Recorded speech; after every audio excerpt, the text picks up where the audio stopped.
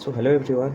तो जितना भी साइंस एंथुजियास्ट है उन सब के बारे में एक चीज़ कॉमन कहा जा सकता है कि वो सब थ्योरी से ज़्यादा प्रैक्टिकल में रुचि रखते हैं।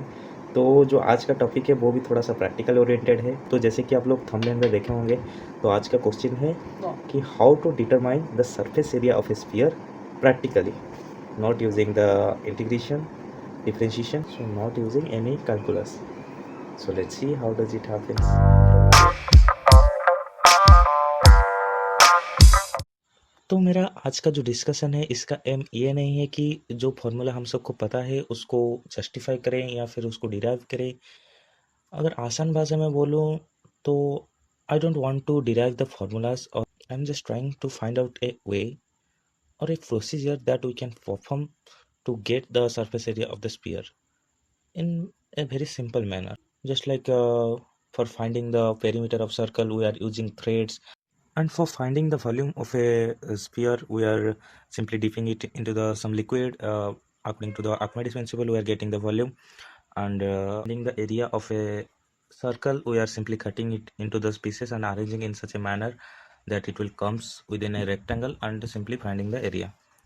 तो तभी मेरे दिमाग में एक बार ख्याल आया कि सरफेस एरिया ऑफ स्फीयर कैसे निकालते हैं, कैसे निकाल सकते हैं हम लोग प्रैक्टिकल को यूज़ करके। तो फिर एक दिन मैंने एक रुमाल लाया और एक बॉल लाया। तो उस दिन मैंने ऐसा किया कि वो बॉल को रुमाल से रैप करने का कोशिश किया, और फिर एक आज्यूम करके जहाँ पे वो सेमी सर्कल जहाँ पे बल रहा था वहीं पे एक सर्कुलर मार्क करने का कोशिश किया, और फिर वो जो रुमाल को खोलने के बाद उसके ऊपर जो पैटर्न बना रहा होगा तो उसका एरिया निकाल देते, तो मेरे को वो हेमिस्फीयर का जितना सरफेस एरिया मिल जाता होगा। फिर उसको 2 से मल्टीप्लाई कर जाने से स्फीयर का पूरा सरफेस एरिया मिल जाना चाहिए था। मतलब मैंने ऐसा सोचा था कि ऐसा मिलना चाहिए, लेकिन जब मैंने देखा तो वो एक आधा सर्कल का टाइप का कुछ बन रहा था, लेकिन वो उतना रिजल्ट जो एक्चुअल रिजल्ट आना चाहिए उससे कुछ मैच नहीं कर रहा था। तो उसके बाद मैंने थोड़ी देर लॉजिकली भी मतलब उसको लॉजिकली भी थोड़ा सा डिराइव करने का सोचा। तो फिर मैंने कैलकुलेट किया। तो अभी इसको कैलकुलेट करने के बाद आप देख सकते हैं कि जो हमारा आंसर आ रहा है वो आ रहा है 5 पाई r स्क्वायर। लेकिन हमें तो पता है कि जो स्फीयर का सरफेस एरिया होता है वो 4 पाई r स्क्वायर होता है। तो वो जो एक्स्ट्रा एक पाई r स्क्वायर आ जा रहा है वो कहाँ से आ जा रहा है? तो तभी उसके ऊपर थोड़ा सा और अंदर मतलब मैं जानने को जब कोशिश किया, तभी मेरे को पता चला सर्कल का वो जो स्फीयर का जो कर्व सरफेस है उसे हम 2D में रिप्रेजेंट कर ही नहीं सकते। मतलब जैसे हम कोशिश करते हैं इसको छीलने के लिए, तो वो मतलब ऐसा हो जा रहा है कि वो एक प्लेन में आ ही नहीं सकता। हमको लगता है कि वो जो हेमिस्फीयर है उसको खोल देने के बाद वो एक सर्कल बन जाएगा, लेकिन ऐसा नहीं बनता है। वो थोड़ा सा फट जाता है। इसके वजह से वो जो एक्स्ट्रा पाई स्क्वायर जो आ रहा है वो इसी की वजह से आ रहा है। तो फिर तो जहाँ तक मैं सोच पाया तो ऐसा कुछ ये बन ही नहीं पा रहा है मेरे ख्याल से, जैसे कि हम कुछ प्रैक्टिकली उसका एरिया मेजर कर सकते हैं।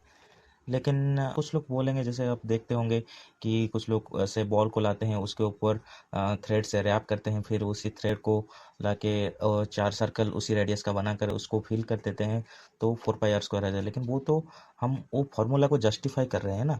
लेकिन मेरा जो एम था वो कैलकुलेट करने का था। तो इसलिए मतलब ये सरफेस एरिया ऑफ स्फीयर को निकालने के लिए आज तक का जो सबसे अच्छा तरीका मैंने समझा है वो था आर्किमिडीज का प्रोजेक्शन वाला मेथड। तो जो वो आर्किमिडीज का प्रोजेक्शन वाला मेथड था वो कुछ हद तक जो सर्कल का एरिया निकालते हैं उससे कुछ हद तक मैच खाता है। जैसे कि अगर आपको याद होगा तो सर्कल का जो एरिया जब हम निकाल रहे थे, तब हम उसको कट कर करके उसको एक रेक्टेंगल का शेप दे रहे थे उसको अरेंज करके। लेकिन हमें पता चल रहा होता कि वो कम्प्लीटली रेक्टेंगल में कभी नहीं फिट आएगा। उसको मतलब बहुत ज़्यादा जब इन्फिनिट टाइम्स उसको कट करेंगे तब ये थोड़ा सा फिट खाएगा। अभी अगर मैं आपको प्रोजेक्शन की बात करूं, तो अगर कोई भी रेक्टेंगल हो या भी कोई भी सरफेस हो, उसका अगर प्रोजेक्शन वो कुछ एंगल पे है और उसका कुछ प्रोजेक्शन ले एक सरफेस के ऊपर जिसके साथ वो एंगल कर रहा है, तो वो उससे कम एरिया सबटेंड करेगा। लेकिन जब इमेजिन कीजिए कि जो भी हम शेप जो भी हम प्लेन अज्यूम कर रहे हैं, अगर वो इतना छोटा हो जाए कि एक पॉइंट के बराबर हो जाए, तो क्या पॉइंट का भी जब हम प्रोजेक्शन लेते हैं वो उसका भी कुछ एरिया घटता होगा, पॉइंट ही है, तो पॉइंट का प्रोजेक्शन भी एक पॉइंट ही होगा। तो इसके इसीलिए अगर सर्कल को इसलिए अगर हम स्फीयर के सरफेस को इतना पूरा जितना छोटा हो सके उतना छोटे टुकड़े में लेकर उसका प्रोजेक्शन ड्रा करना कोशिश करेंगे तो वो एक सिलेंडर बनेगा, और उसी सिलेंडर का सरफेस एरिया जो होगा वो स्फीयर का सरफेस एरिया के बराबर होगा। मेरे ख्याल से तो और कोई तरीका मैंने आज तक सोच नहीं पाया कि जिस तरह से हम इसको सरफेस एरिया से मेजर कर सकते हैं। अगर आप सोच पा रहे हैं तो कमेंट में लिखना मत भूलिएगा। I will love to see it. So that's for today. Thanks for watching.